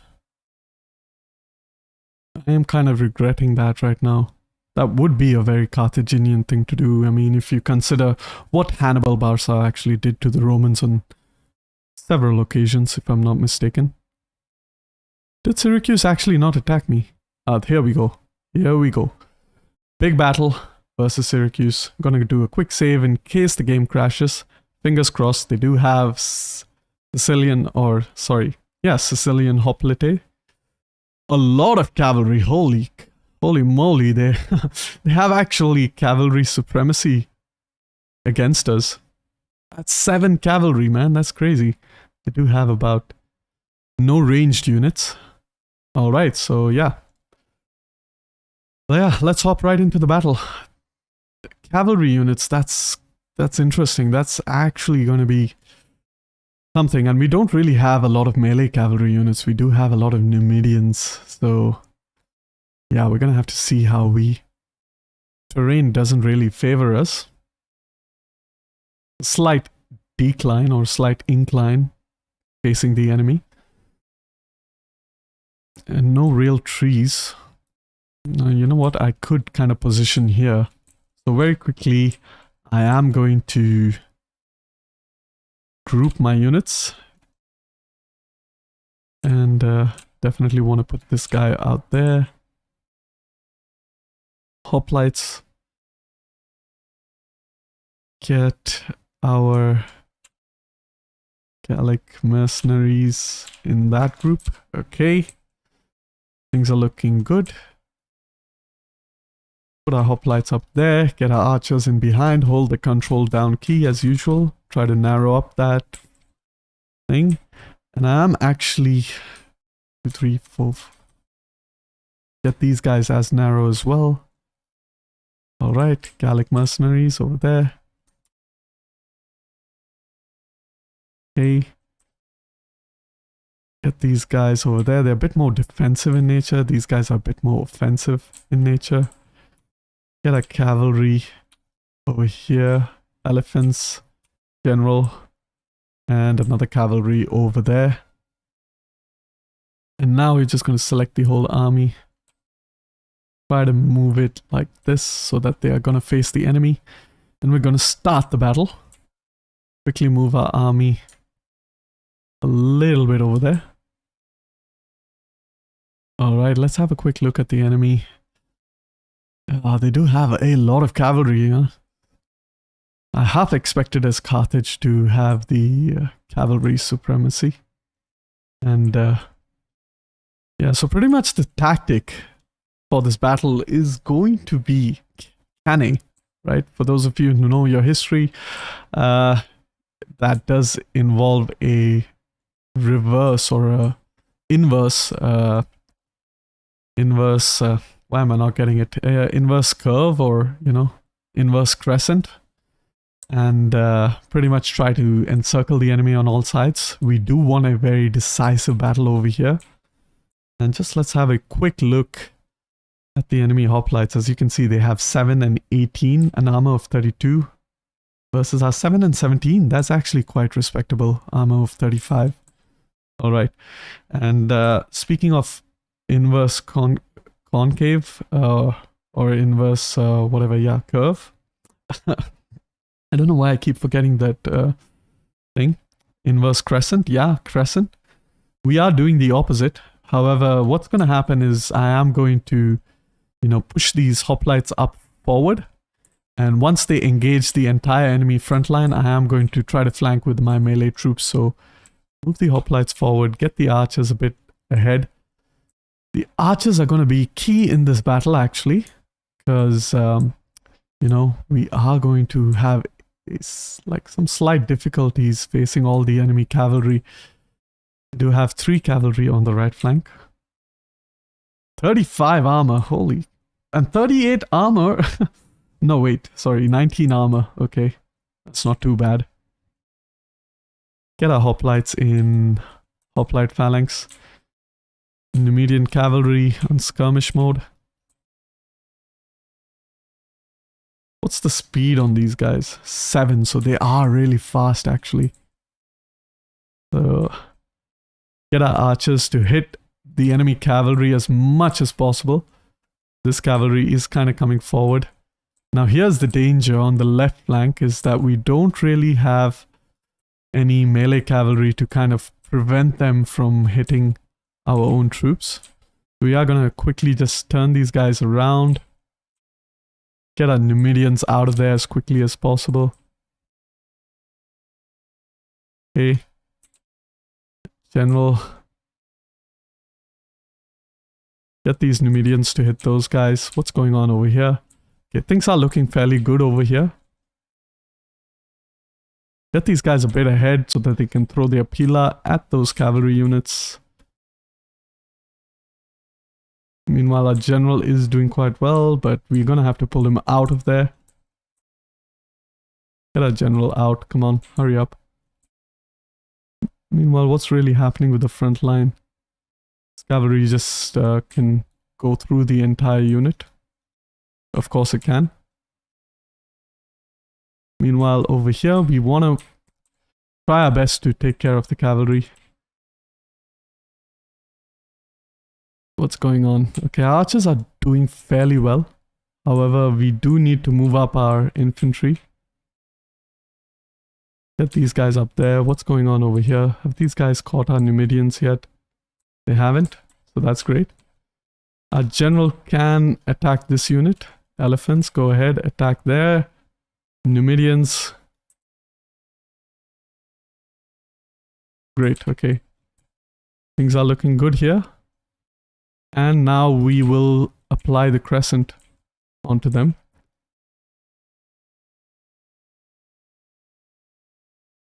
And Numidians have been caught. Going to quickly switch them into melee.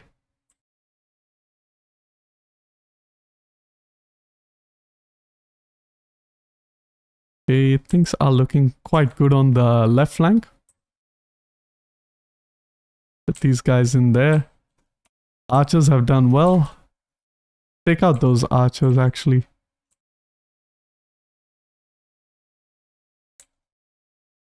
And yeah, the Numidians can charge in. These guys are losing decisively. That's great. Elephants come all the way out in the front. General, you can continue to give chase. All right. And these guys can now move into the rear of the enemy and move further over here. Things looking good with our Numidians. Move them all the way out.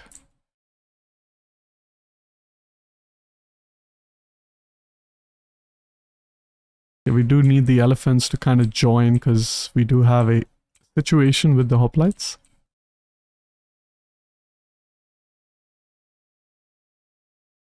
Get these guys to encircle the enemy units.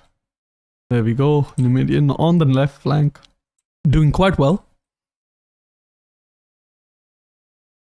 Get our elephants. These guys can try to encircle and envelop those guys. Meanwhile, over here, elephants go charge into that unit.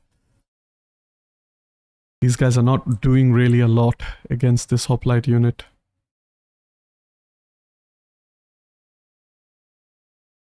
Which men are wavering? The Gallic mercenaries, of course they are.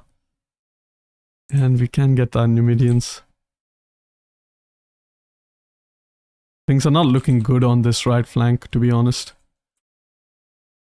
And definitely want to bring our general as quickly as possible. That right flank is going to suffer big time. Get these guys in here. These guys, come on, jump back in. Get over there. The elephants.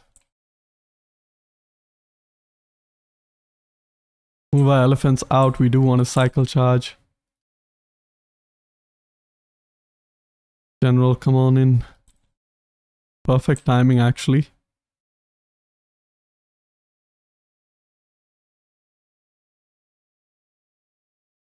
Charge our elephants in there. These guys have broken, so that's great news. These guys over here.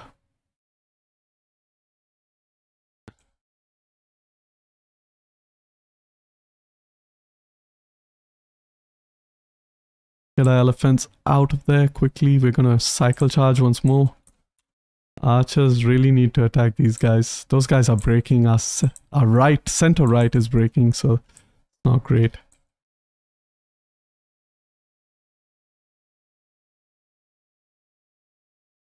And we do have an opening over there, so that's great. We can charge our elephants into that and kind of help our center a bit.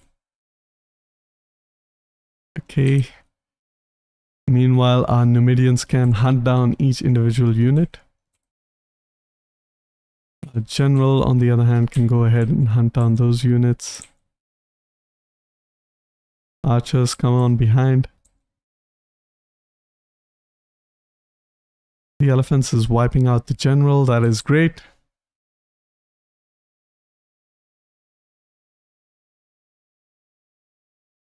And these guys can actually about turn into the hoplites. So we almost did that encirclement. Not quite. And our Numidians over here have decided to just chill in front of a hoplite unit.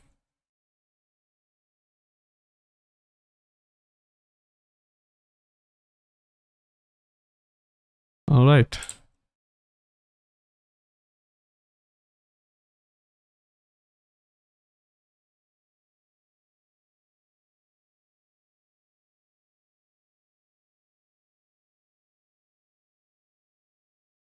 What's going on over here? Okay, these guys are facing over here, so I'm going to pull these troops behind.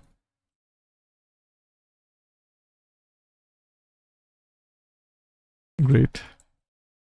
Looks like we have won the battle. quite decisively, if I might say so myself. We have taken some losses. Can actually undo that phalanx formation. And we are going to continue. Try to hunt down as many units as we can.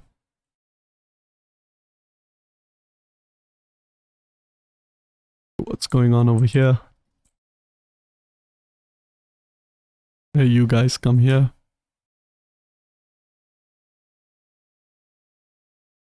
Okay. What's going on? Okay.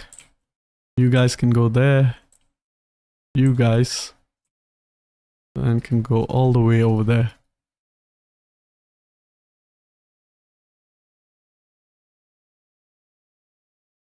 So I think fairly did good in that battle. Hoplites really was a swordsman that got a lot of the kills on the flanks.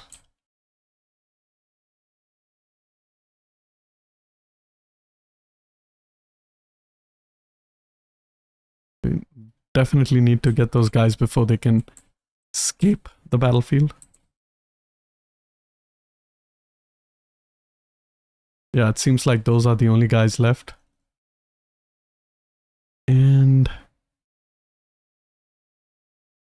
And with that, we are done the battle. Great, so that's our first battle. Decisive victory, as you can see. Unfortunately, we won't be able to replenish in this turn because we are in Syracusan territory. However, you know, we have fought a very good battle with only 649 losses. And if you actually have better units, it's a lot easier to fight such a kind of battle. And you will actually be able to see that encirclement at Kenny happen. The archers did quite well, especially against the enemy cav. And what can kind of sort of happen? I am going to enslave these guys.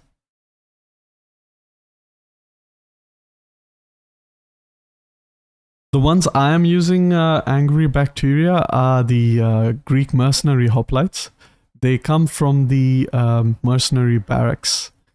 So now the good thing is actually the Syracusan army is outside Syracuse. So I can attack them in the next turn and the garrison will reinforce, making the siege of Syracuse all the more easier for me. So I will explain in the next turn those hoplites, angry bacteria. Those are mercenary hoplites. They are available to Carthage as a faction from their mercenary barrack chain. And they're quite good. They do have good armor. Not that great on melee defense and melee attack. However, you know, they do come from the third class population, which is great. So if you look at here, I am going down the mercenary chain. And right here, we have the mercenary Greek hoplites. And they're pretty good, actually. And but ideally, I do want to replace them with the mercenary heavy Gallic spearmen.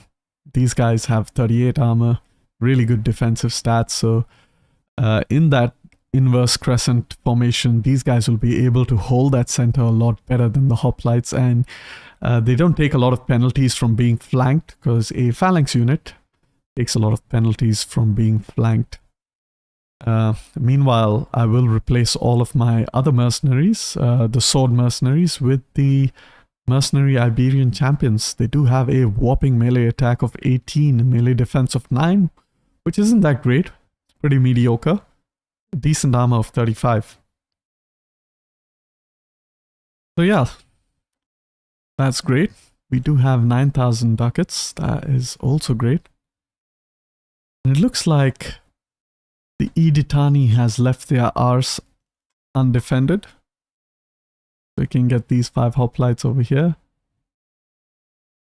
Get a couple of the Balearic slingers. There's no point actually hiring an extra hoplite. And you do want to save up your money as much as you can. There's no point in spending.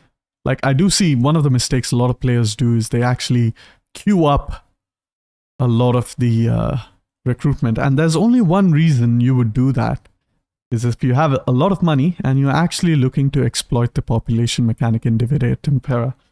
And I will show that later on as well in the campaign. However, without any further ado, let us actually go ahead and attack the Syracusan army that is outside the settlement. Meanwhile, we don't have... Okay, we are going to disband this unit.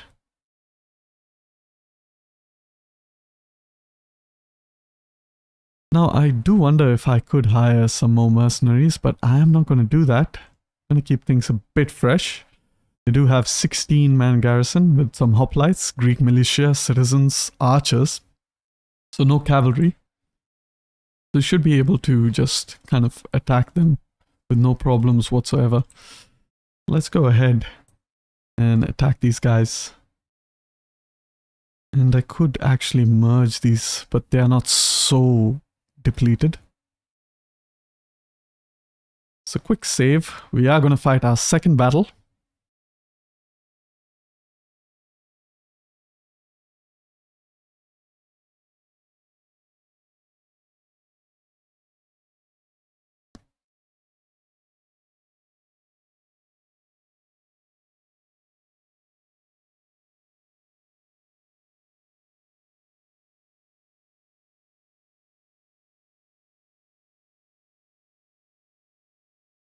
Alright, so here we are in the battle. Quickly group up our army.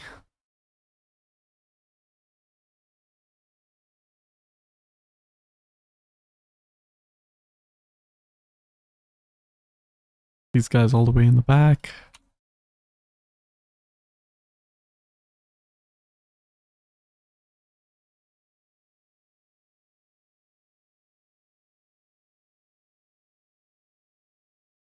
Guys over here. Same encirclement tactics. That's what we are pretty much going to see for the majority of this campaign. This tactic is quite good with Carthage actually, because they do have really good melee units from their mercenary barracks chain. I'm quickly going to fast forward. The enemy reinforcements. I should be able to see the city of Syracuse. Although I can't really, for some reason. Although this unit seems to be going to the left, so I'm guessing the reinforcements is somewhere around there. Yep. So quickly just can send our Numidians out forward to harass their cavalry. Slow things down. Meanwhile, the remainder of our army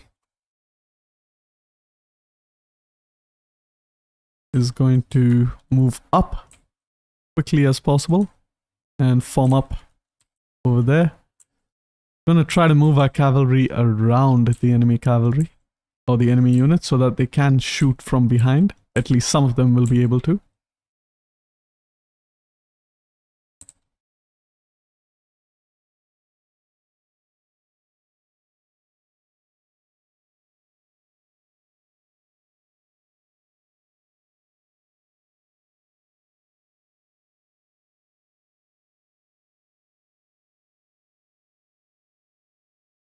Elephants are going to kind of get involved.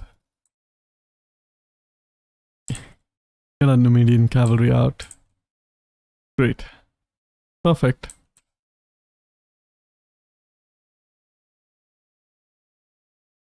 This cavalry out to the left. Real quick.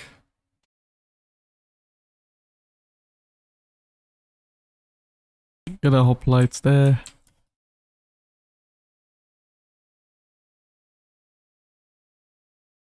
I want everyone to run into position, and our general can actually go ahead and try to attack that unit. 7 units and they're still in the battle. Good.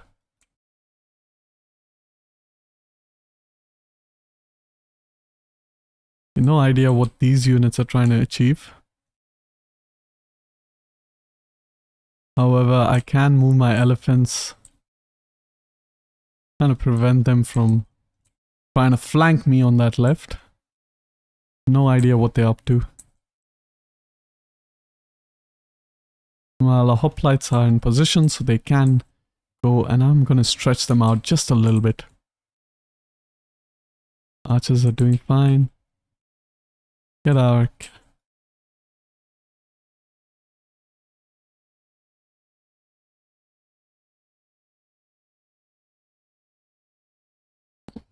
Okay. The elephant's up to...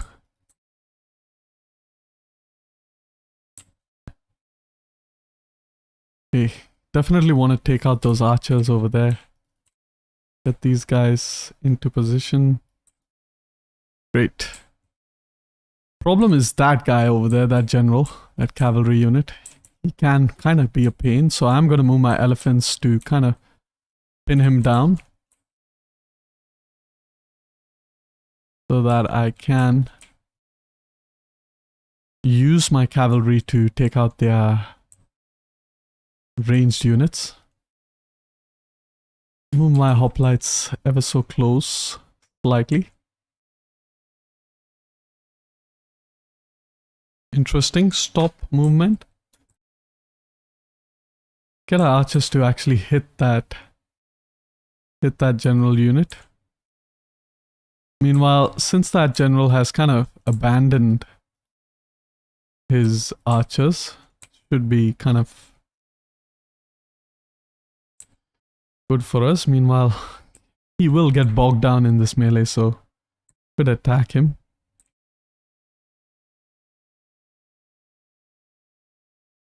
Get the hoplites to kind of rotate a slight bit.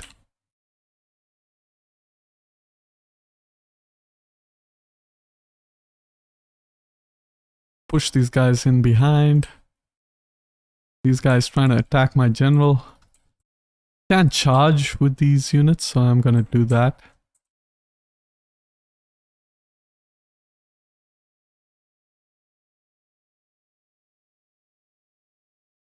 This is not looking good. These guys are back.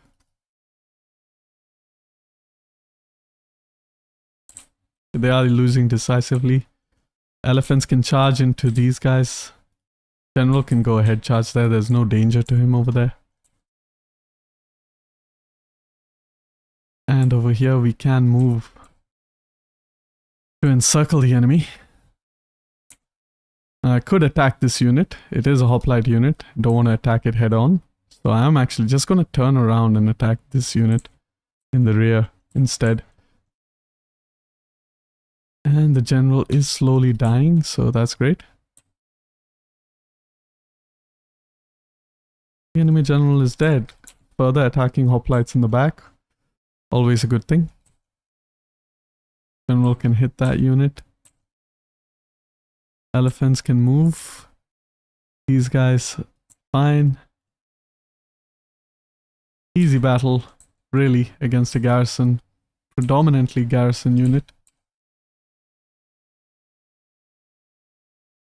I'm just going to fast forward here because this battle is pretty much done and dusted. Just need this unit to be charged by our elephants. I'm going to continue, try our level best to kill as many of the enemy as we can, because that will mean that we will have an easier siege.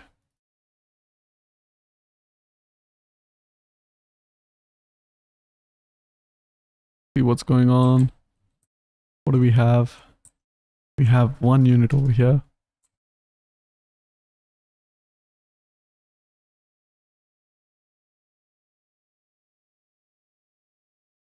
Okay.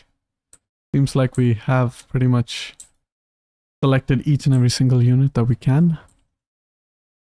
And with that, we can go ahead and end the battle. And it seems like Syracuse will fall in this turn. So we should be in a war against Rome fairly quick.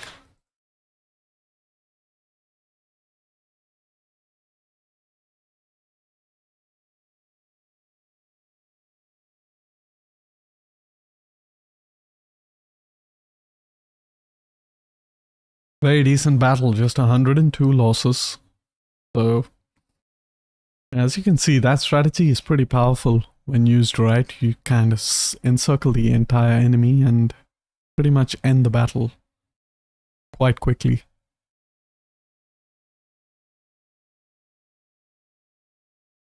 All right, we're going to go ahead and slave yet again.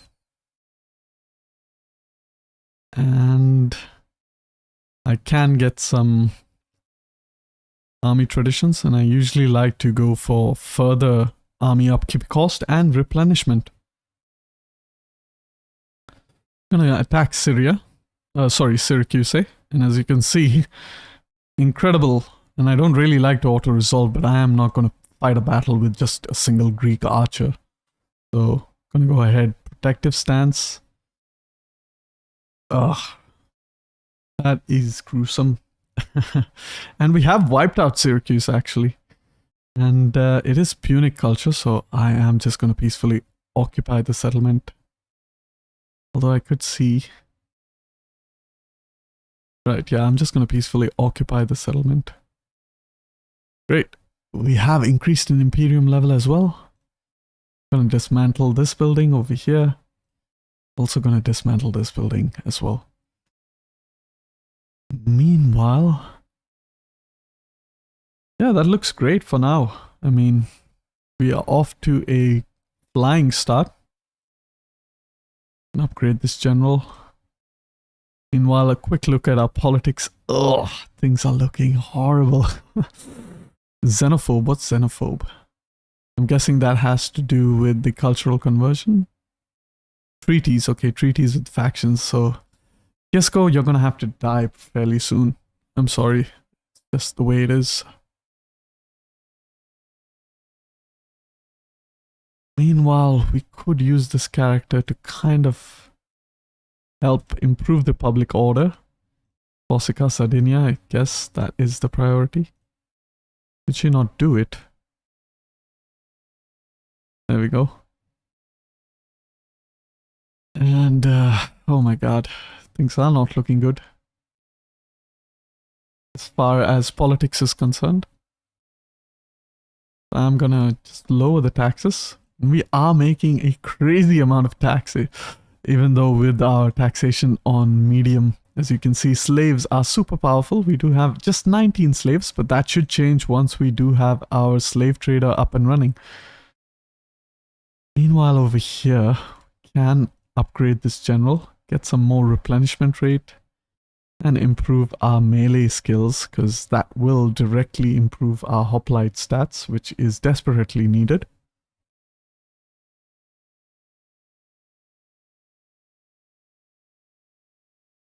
And with that, I think I can go ahead and end the turn, and perhaps in the next turn I might actually, you know, end the stream. It has been 2 hours, as I earlier stated. That was the intention. And so yeah, let's go ahead, end the stream. We can issue an edict in Syracuse, so we are going to issue the growth rate and public order, because we desperately kind of need that to happen. In Syracuse, we do have decent population, so that's great. That's fantastic. And yeah, let's go ahead and end the turn. Let's get into war with Rome, and they have defeated Tyrus at Taras, so yeah, things are going to get pretty hot quite quickly. I mean, Rome is nothing to scoff at, even in this submod. They are very strong, and they do get a scripted peace with Epirus. So yeah, they're gonna pretty much have all of their attention towards us instead. And yeah, we're gonna have to be quite careful against Rome. And if we're not careful, we're pretty much not only going to lose Sicily, we're gonna lose our faction leader, and that could spell disaster for us.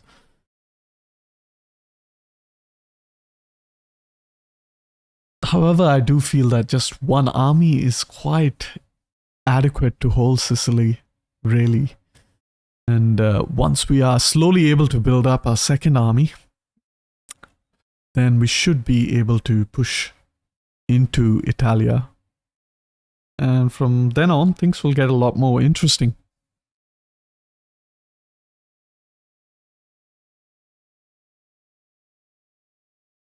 And we do get the event to hire a character, which is great.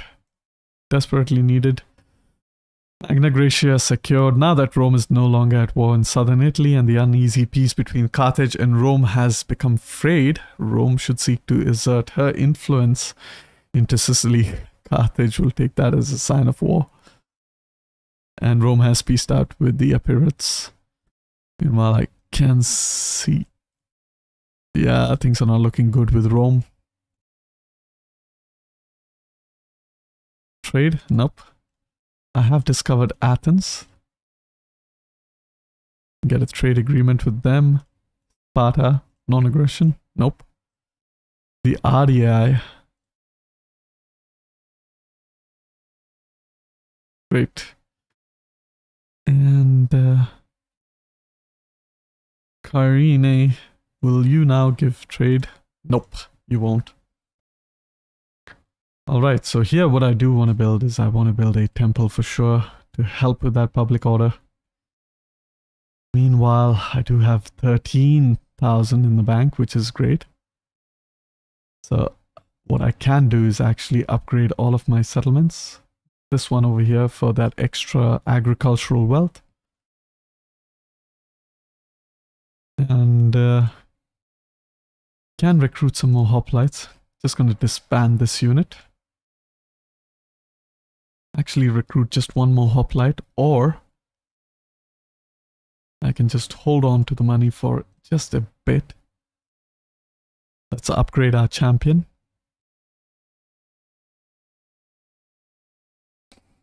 And meanwhile, our other champion can provide some more army upkeep benefits over there. All right.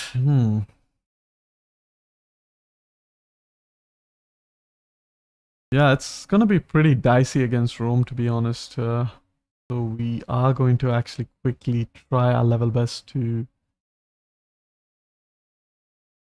I can't really get some mercenary hoplites from here, so I do need to hire the mercenary hoplites from here.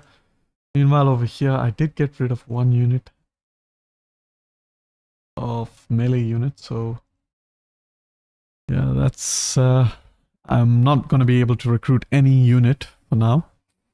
I'm going to keep that mercenary camp slowly upgrading. We can finally get better units, which is the Iberi Scutari. They do have 35 armor, so that's quite good. They shall serve their purpose until we get access to the better Iberian champions.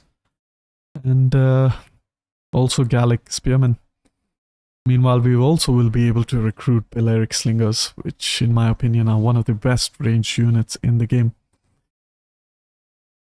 However, things are looking good. Let's have a quick look at our politics. Alright, slowly improving. This guy, Imperium 5. Other factors. How many turns do we have for protected? 4. So that's not looking all that great. Armor for all units. That's actually great for our main general. 2 authority while leading army. Replenishment is actually quite good. I'm actually going to select that. Meanwhile, this guy, guess I'm going to have to marry him off. And yeah, with that, I guess I am done with this live stream. And thank you all for watching. Hope you all enjoyed.